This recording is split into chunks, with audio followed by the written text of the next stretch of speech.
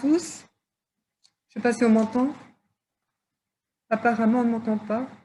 Si, on t'entend. On vous entend très bien. Très bien. Voilà, donc je suis Marie-Christine et je vais vous parler de l'atelier d'art plastique à la Masse de Bézieux. Donc on a chez nous 15 résidents qui participent à l'atelier. L'imagination n'est pas donnée à tout le monde. Comment exprimer ses sentiments, travailler, la concentration, favoriser la communication et la relation aux autres, se sentir utile et valorisé. Nous avons depuis quelques années un partenariat avec le musée L'Île Art Moderne à Villeneuve-d'Ascq. Un guide vient animer l'atelier une fois par mois pour donner un sens artistique et des compétences techniques. Ce partenariat rend l'accès aux visites libres des expos dans le musée, mais aussi à une visite guidée adaptée une fois par an. Et donc de cette visite découle le travail en atelier. Les personnes qui viennent à l'atelier, certaines ne sont pas polyhandicapées si l'on considère la définition officielle du polyhandicap. D'ailleurs, certaines personnes peuvent prononcer quelques mots. 2 personnes chez nous ont l'usage de la parole. Ça va mieux comme ça?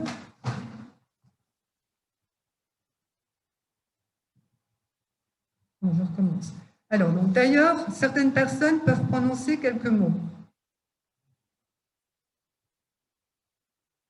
Ça va? 2 personnes ont l'usage de la parole et d'autres ne parlent pas. Mais toutes peuvent se faire comprendre et comprennent des consignes simples. Elles savent tenir des outils dans les mains, s'en servir, même si c'est un peu. Elles savent aussi choisir devenir ou pas. Alors, donc on a des gestes possibles ou aidés. L'atelier amène le résident à un savoir-faire. Il faut savoir chiffonner, choisir, découper, déchirer, peindre, coller. Donc, l'action de choisir. Une couleur, par exemple. Peu connaissent les couleurs.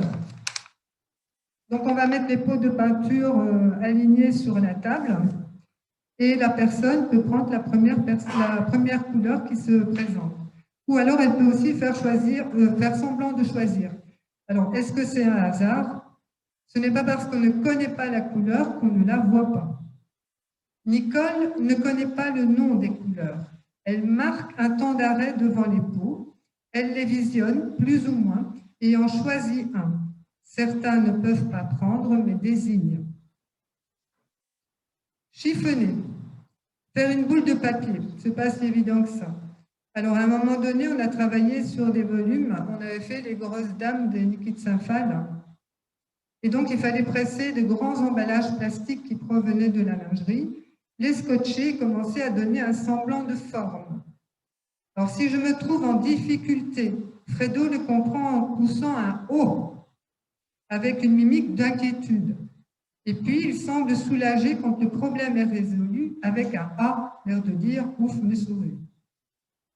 Pour d'autres, on peut se permettre de dire un gros mot en toute discrétion, ce qui les fait rire, car ils savent que normalement, ça ne se fait pas, donc ça reste entre nous, ça.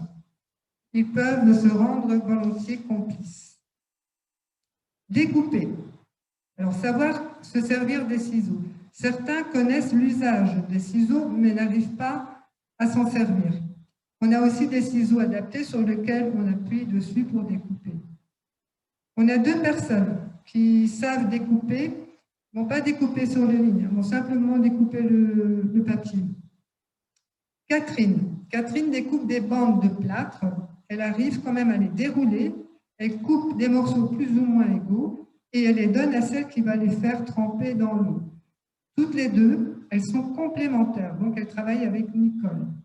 Elles se stimulent, elles sont bienveillantes l'une envers l'autre, alors que dans leur unité de vie, elles peuvent aussi se chamailler.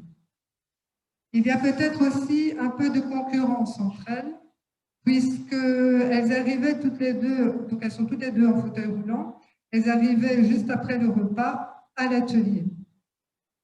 Un peu de jalousie aussi. Si l'une le fait pour maman, l'autre le veut pour sa sœur. Et elles sont fières de ce qu'elles font. Elles savent interpeller l'encadrant pour montrer leurs œuvres. Alors, l'action de coller. Coller des bouts de papier. Coller des bouts de papier, ce n'est pas évident. Et surtout de reconnaître l'endroit et l'envers. Donc, à un moment donné, on avait dessiné comme ça sur, je ne sais pas si on le voit, un personnage. Et donc, il fallait coller des petits bouts de papier. Certains vont le coller à côté, vont le coller à l'intérieur, mais ça reste quand même des gestes aidés. Il faut les aider, il faut les guider. De même qu'il faut tenir le bâton de colle dans le bon sens. Déchirer. Quand on est spastique, comme Christine, ce n'est pas évident non plus. Donc elle est arrivée, c'était une jeune fille qui est arrivée de chez maman qui ne pouvait plus s'occuper d'elle. Quand elle est arrivée à l'atelier, elle m'a dit « je ne sais pas faire ». Donc on lui a mis un morceau de journal dans la main gauche, on lui a mis l'autre morceau dans la main droite, on a fait une petite déchirure au-dessus et elle a commis. Donc il fallait qu'elle écarte les bras pour déchirer. Bon, ça a duré un bon bout de temps. Tout le groupe qui était avec elle l'a encouragée. Et puis, au bout d'un moment, le papier s'est retrouvé en 2 morceaux. Et là, avec un grand sourire, elle a dit « je l'ai fait ». Donc, ça permet aussi à faire des choses qui n'ont pas l'habitude et qui n'ont jamais fait. Alors, prendre des initiatives. Christine, donc c'est toujours la même personne. À un moment donné, elle était en fauteuil roulant, elle avait un fauteuil électrique. Elle est arrivée à l'atelier et dans l'entrée, elle m'a dit « si tu as besoin de moi, je suis là ». Alors, Dominique. Dominique est un monsieur très discret, très calme, qui peut peindre et crayonner toujours à la même place. Mais ce qu'il aime avant tout, c'est la relation à deux. S'il prend un magazine, il peut s'arrêter sur une page pour attirer l'attention de l'encadrant. Si par hasard il tombe sur des femmes en sous-vêtements, ça déclenche bien sûr une conversation. En sortie, il se tient très droit dans son fauteuil, alors qu'à la masse, il a tendance à s'enrouler. Alors, ceci me conduit donc aux visites dans les musées. Certains résidents, comme Dominique, ont été accompagnés par leur famille aux expos, aux musées, ont été baignés dans leur environnement culturel par leur famille. Je pense que ça reste imprégné dans leur mémoire. Ça se ressent quand on va au musée avec Dominique. Il se tient droit, à l'écoute du guide et regarde les tableaux. Il est concentré, sans doute influencé par l'attitude que prenait sa maman. Ce sont des moments importants. D'autres vont aller au musée avec la même expression de joie, comme si on allait au marché, mais la démarche est différente. Alors, dans la vie des personnes polyhandicapées, le monde du bénévolat familial et professionnel s'entremêle. Vous, famille, entendez souvent des termes jargon professionnel entre autodétermination, communication, intelligence cognitive, sensorielle et bien d'autres. Dans l'accompagnement que je propose, l'intelligence, je préfère la définir par la manière de ressentir les choses.